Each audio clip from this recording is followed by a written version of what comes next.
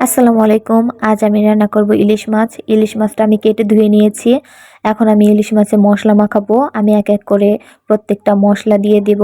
এখানে আমি নিয়েছি আদা রসুন পেস্ট, হলুদ গুঁড়ো, মরিচ গুঁড়ো, পরিমাণ মতো পেঁয়াজ কুচি নিয়েছি, ধনিয়া গুঁড়ো, আর এখানে মরিচ গুঁড়ো আর মরিচ কুচি আছে এই সাইডে। আর সামান্য একটু লবণ নিয়েছি, পরিমাণ মতো দিতে হবে। আমি এখন সব মশলা দিয়ে দিব মাছের মধ্যে। সব মশলা দিয়ে মাখিয়ে আমি চুলায় বসিয়ে দিব মাছটা। আমি পেঁয়াজ কুচি দিয়ে দিচ্ছি। আমি এক এক করে প্রত্যেকটা মশলা দিয়ে দিব মাছের মধ্যে।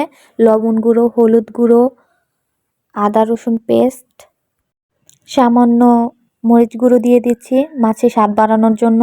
মরিচ গুঁড়ো কেউ দেয় কেউ দেয় না, তবে আমার ভালো লাগে সেজন্য আমি দিচ্ছি। দিয়ে দিলাম কাঁচা মরিচ কুচি। আমি এখন তেল দিয়ে দিব। তেল দিয়ে দেওয়ার পরে আমি মাছটা মাখিয়ে নেব। আসলে ইলিশ মাছ সব থেকে মাখিয়ে রান্না করলে আমার কাছে মজা লাগে, সেজন্য আমি এভাবেই রান্না করি। আমি ছোটবেলায় দেখতাম বড় বড় ইলিশ মাছ নিয়ে আসছে আমার আব্বু হাটে থেকে, কিন্তু এখন তো বড় ইলিশ পাওয়াই যায় না।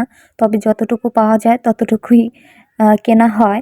আমাদের বাসা যেহেতু নদীর পাশে, পদ্মা নদীর পাশেই আমাদের বাসাটা, তো আমরা ইলিশ মাছ খেলে পদ্মার ইলিশ মাছটাই আমাদের খাওয়া হয়। তো সরিষার তেল দিয়ে ইলিশ মাছ রান্না করলে আমার কাছে এত মজা লাগে।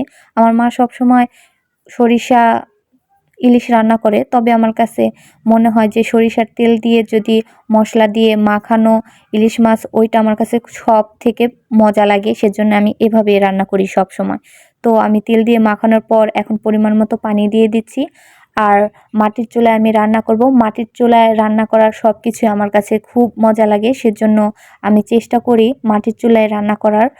তো আমি মাখিয়ে পরিমাণ মতো পানি দিয়ে দিলাম। এখন আমি চুলায় বসিয়ে দিব।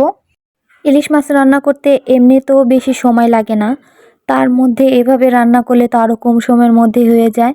তো চুলায় বসিয়ে দেওয়ার 5 মিনিটের পরেই আমার তরকারিতে বলক চলে আসছে। আমার তরকারিটা প্রায় হয়ে গেছে। এই তো আমার রান্না শেষ, কমপ্লিট।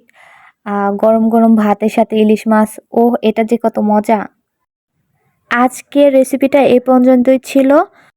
সবাই ভালো থাকবেন। আসসালামু আলাইকুম।